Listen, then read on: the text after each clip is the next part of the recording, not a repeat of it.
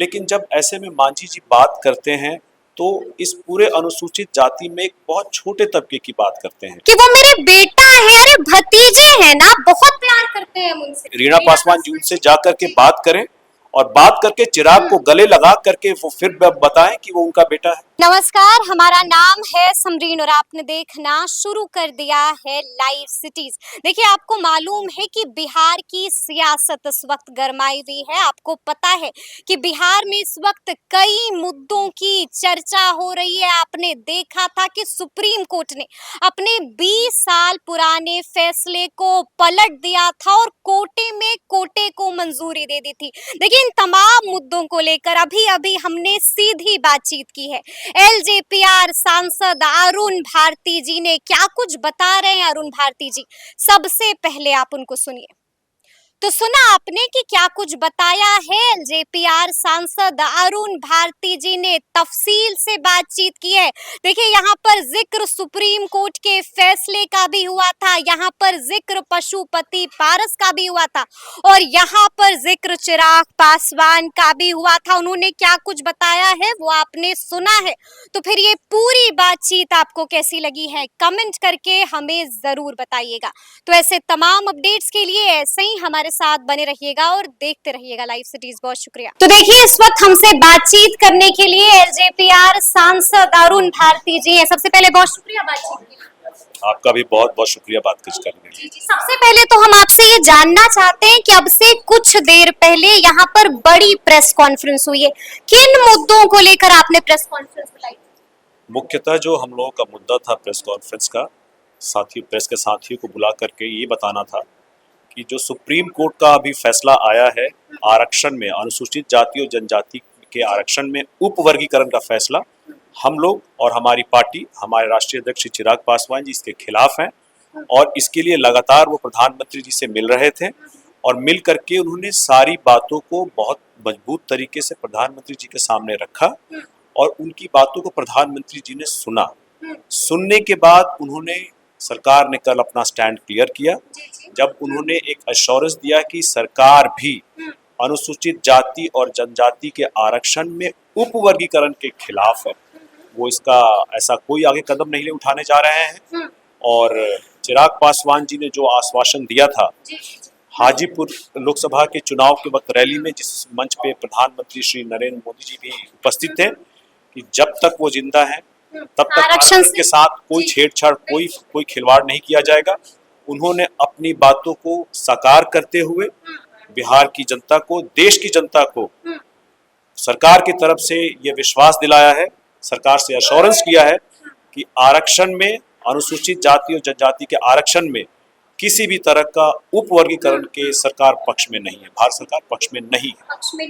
लेकिन हमने देखा कि इस मुद्दे को लेकर खूब सियासत भी हुई। आपने भी देखा होगा कि बीते दिनों जीतन राम मांझी ने बिना नाम लिए हुए चिराग पासवान को खूब लपेटा था। अरुण भारती जी, आपने भी सुना होगा। जी, मैंने भी सुना, संज्ञान में आया। देखिए, जब ऐसी बातें होती हैं तो जो हमारे समाज के जो बड़े लीडर होते हैं, मैं तो उनको मानता हूँ, पूर्व मुख्यमंत्री हैं, अभी केंद्रीय मंत्री हैं, तो वो हमारे बड़े नेता हैं, हमारे अभिभावक हैं, उनका बहुत सम्मान है। लेकिन जब ऐसे में मांझी जी बात करते हैं तो इस पूरे अनुसूचित जाति में एक बहुत छोटे तबके की बात करते हैं। जो समाज का लीडर होता है उससे ये अपेक्षा होती है कि जब वो ऐसी हित की कोई भी बात हो, आरक्षण की बात हो, समाज को आगे ले जाने की बात हो, तो फिर पूरे समाज, पूरे अनुसूचित जाति समाज की बात होनी चाहिए, सिर्फ एक तबके की बात नहीं होनी चाहिए। हम श्रद्धेय रामविलास पासवान जी और उनके पुत्र चिराग पासवान जी, उनके कामों को आगे बढ़ाते हुए आरक्षण में किसी भी तरह की कोई भी छेड़छाड़ के खिलाफ प्रधानमंत्री जी से मिले और सरकार से ये आश्वासन मिला, कल ही प्रेस में उनका वक्तव्य आया है कि सरकार भी आरक्षण में उपवर्गीकरण के खिलाफ है। देखिए, आप जीतन राम मांझी को आदरणीय बता रहे हैं और उन्होंने साफ साफ कह दिया है कि लोग जो भी इस तरह की बात कर रहे हैं वो स्वार्थी लोग हैं। अरुण भारती जी, आप लोगों को स्वार्थी बता दिया। देखिए, मैं तो उनको आदरणीय कह रहे हैं, बिल्कुल आदरणीय है, सम्मानित है और उनके जो भी बोल होंगे, शब्द होंगे, हम उनको आशीर्वाद के रूप में लेंगे। समाज में अगर कोई भी एक छोटा तबका आगे बढ़ता है उसका स्वागत होना चाहिए, और समाज में जरूरी है कि जब वो आगे बढ़े तो बाकी अपने समाज के लिए भी काम कर रहे हैं। रामविलास पासवान जी, स्वर्गीय रामविलास पासवान जी जब थोड़ा आगे बढ़े तो वो समाज के लिए ही काम कर रहे हैं। चिराग पासवान जी जब आगे बढ़े तो समाज के लिए ही काम कर रहे हैं। लेकिन आप मुझे ये बताइए समरीत जी कि क्या चिराग पासवान जी के सिर्फ आगे बढ़ जाने से पूरा समाज आगे बढ़ गया है? क्या छुआछूत जातिवाद खत्म हो गया है? नहीं, आज तो आपने उदाहरण भी दिखा दिया, बजाते आप पेपर की आर्टिकल लेकर आए थे। आप दलित लड़का घोड़ी नहीं चढ़ पाया। दलित आईपीएस अफसर, देखिए सरकारी नौकरियों की एक पराकाष्ठा है, एक ऊंचाई है यूपीएससी आईएएस आईपीएस बनना। आसान नहीं होता है, पसीना छूट जाता है, बहुत मेहनत करना पड़ता है। जी। लेकिन उसके बावजूद भी अगर वो शादी में अगर घोड़ी पे चढ़ के अपनी बारात को ले जाना चाहते हैं तो आप बताइए कि क्या उनको घोड़ी पे, वहां के जो सामंतवादी लोग थे उन्होंने घोड़ी पे चढ़ने से रोका? पूरे के पूरे थाने को ला करके गांव को छावनी में तब्दील किया गया, तब जाकर उनकी बारात निकल पाई। क्या ये दर्शाता है कि समाज में आज भी छुआछूत जातिवाद नहीं है, अभी भी व्याप्त है? आप उसी तरह से देख लीजिए कि हमारी भागीदारी आज के दिन में उच्च शिक्षण संस्थान में, सरकारी नौकरियों में और जहां भी बड़ी जगह है हमारी कितनी है, अभी भी वहां पे इतने ही बहुत कम लोग पहुंच पाए हैं। तो क्या आप उन लोगों को क्रीमी लेयर बना देंगे तो बनाने के बाद चलिए उनको तो मौका मिल जाएगा, लेकिन वो एक बहुत छोटा तबका होगा, बहुत छोटी इकाई होगी। इसके बाद जो बाकी लोग होंगे उनका क्या? आप उनको NFS not fit for selection कह के बाहर कर देंगे, और बाकी फिर ये इन जो आरक्षित वर्गों का अवसर है फिर उसको फायदा किसी और को दे दिया जाएगा, जो कि आरक्षण में छेड़छाड़, खिलवाड़, या मैं तो कहूंगा आरक्षण चोरी के समान है। आरक्षण चोरी के समान है, बड़ी बात आप कह रहे हैं। अच्छा, एक बात बताइए अरुण जी, 4 सीटों को लेकर उपचुनाव होने वाला है, एलजेपी-आर को सीट मिलेगी कि नहीं मिलेगी?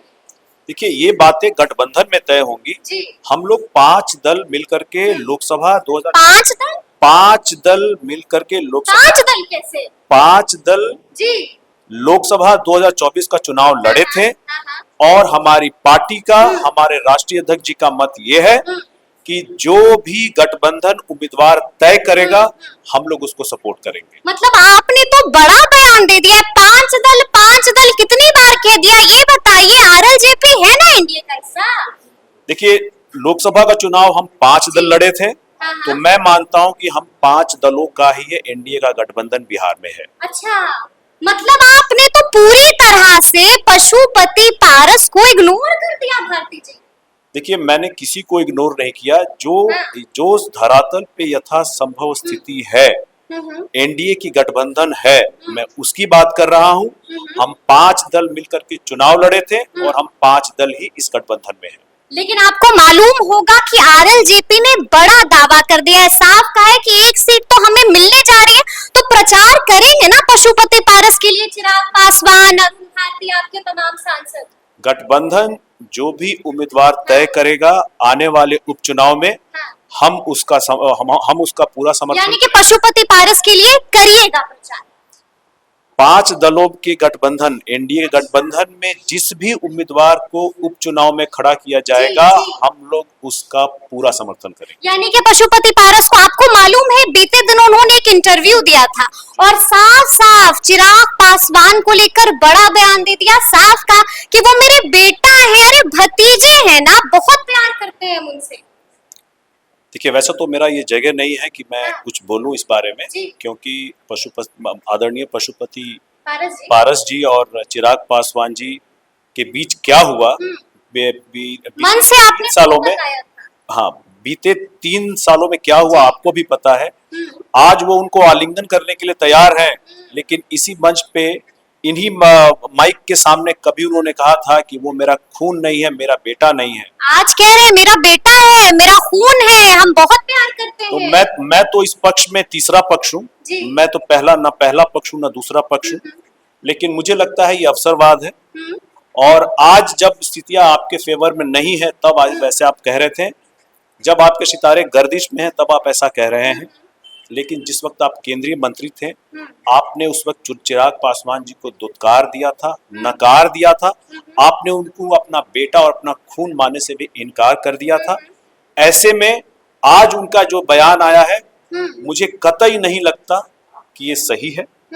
अगर वो चीजों को सही करना चाहते हैं, घर के बड़े हैं, तो वो जाएं और जा करके जो घर में सबसे बड़ी है, परिवार में सबसे बड़ी है, मेरी सासू माँ रीना पासवान जी, आदरणीय श्रीमती रीना पासवान जी, उनसे जा करके बात करें और बात करके चिराग को गले लगा करके वो फिर बताएं कि वो उनका बेटा है। यानी कि बड़ा दिल दिखाएं चाचा जी। देखिए, जो परिवार के बड़े होते हैं, बड़ा दिल उन्हीं को दिखाना पड़ता है। तो इस बात जो बात वो बोल रहे हैं उस पे अमल करके भी दिखाएं। अमल करके भी दिखाना। अच्छा, उन्होंने एक और बड़ी बात कह दी उपचुनाव को लेकर। उन्होंने साफ साफ कह दिया है, बजाब्ते पीसी हुई थी और उसमें उन्होंने साफ साफ कह दिया कि इस बार नाइंसाफी नहीं चलेगी और इस बार अगर नाइंसाफी की गई तो हम लोग भी दिखा देंगे। यानी कि चाचा भतीजे को टेंशन दे सकते हैं क्या?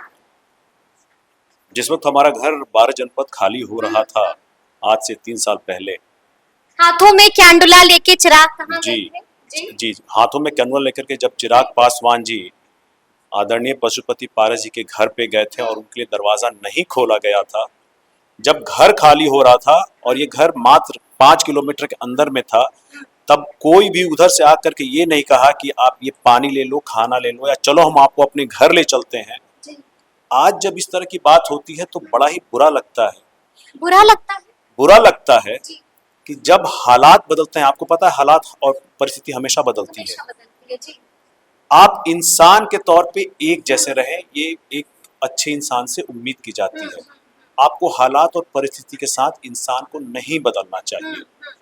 जिस वक्त उधर अच्छी स्थिति थी और मेरी माँ मेरी सासू माँ लगातार फोन कर रही थी कि पारस जी आइए एक बार बैठ कर लगातार फोन कॉल कर रही थी। जी, लगातार फोन कॉल कर रही थी कि मेरा बेटा आपके दरवाजे पे खड़ा है, आप उसके लिए दरवाजा खोलिए, आप आइए हम बैठ करके बात कर लेते हैं। तब तो वो नहीं आए। जिस वक्त हमारे अभिभावक स्वर्गीय रामविलास पासवान जी जिंदा थे, लोग मेरी सासू माँ के पैरों को हाथ लगाते नहीं थकते थे और इसके बाद उन्होंने फोन उठाना बंद कर दिया। तो ये गलत है। जब हर परिस्थिति में परिवार इकट्ठा रहे, ये जरूरी है, लेकिन परिवार के तोड़ने वाले जो लोग हैं, अगर उनके साथ स्थिति बदलती है और उनका जब रवैया बदलता है, तो इस बात को देख करके दुख होता है कि कैसे इंसान परिस्थिति के साथ हमेशा बदलता है। अब तो लहजा भी बदल रहा है, धीरे धीरे लहजा भी बदल रहा है, दिल भी लगता है बदल गया है। मुझे नहीं पता दिल बदला है कि नहीं, लहजा जरूर बदला है, लेकिन मुझे नहीं पता दिल बदला है कि नहीं बदला है। अगर उनका दिल बदलेगा तो आप जाइए चिराग पासवान जी के यहाँ और जा करके हमारी सासू माँ जो उनकी भाभी लगेंगी, उनसे जाकर के बात करें। उनसे जाकर के बात कीजिए। देखिए, हम अरुण भारती जी से बात कर रहे हैं। आपका एक बयान जिसने खूब सुर्खियां बटोरी थी। अरुण भारती जी, आपने बजाबते मन से कहा था कि अरे भाई, आप लोग देख रहे हैं ना, आज हमारे 5 सांसद जीते हैं, तो आप नहीं चाहते हैं कि कल हमारे 50 विधायक जीते, तो क्या विधानसभा में 50 सीटें मिल रही हैं? देखिए, विधानसभा में कितनी सीटें मिलेंगी ये तो गठबंधन के अंदर बातचीत करके सारे पक्ष बैठेंगे, हम लोग 5 लोग बैठेंगे, 5 दल, और ये तय होगा।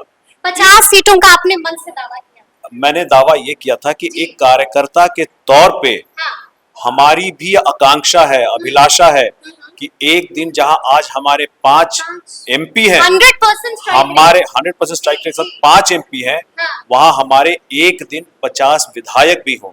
तो मतलब कितनी सीटें के तौर पे, एक कार्यकर्ता के तौर पे मेरी आकांक्षा है, अभिलाषा है, जो मैंने मंच से कहा था। कितनी सीटें चुनाव में मिलेंगी ये गठबंधन में बैठकर ही सारे के सारे 5 साथियों के साथ ही तय होगा।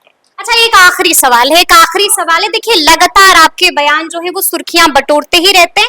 आपने एक और बड़ी बात कही थी, साफ साफ मन से ये कहा गया था कार्यकर्ताओं को कि हमें सब पता है कि लोकसभा चुनाव में इधर उधर किसने किया है, हम लोग लिस्ट भी तैयार कर रहे हैं। तो क्या कार्यकर्ताओं की लिस्ट तैयार कर ली है जीपीआर ने?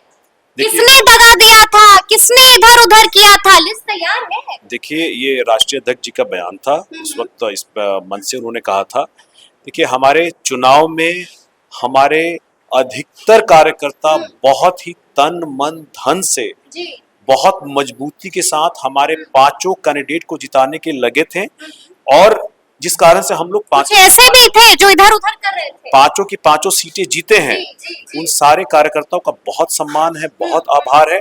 लेकिन इसके अलावा भी कुछ लोग थे जिन्होंने पार्टी के इंटरेस्ट के विरुद्ध काम किया, जिन्होंने सिर्फ गणेश परिक्रमा करने का काम किया।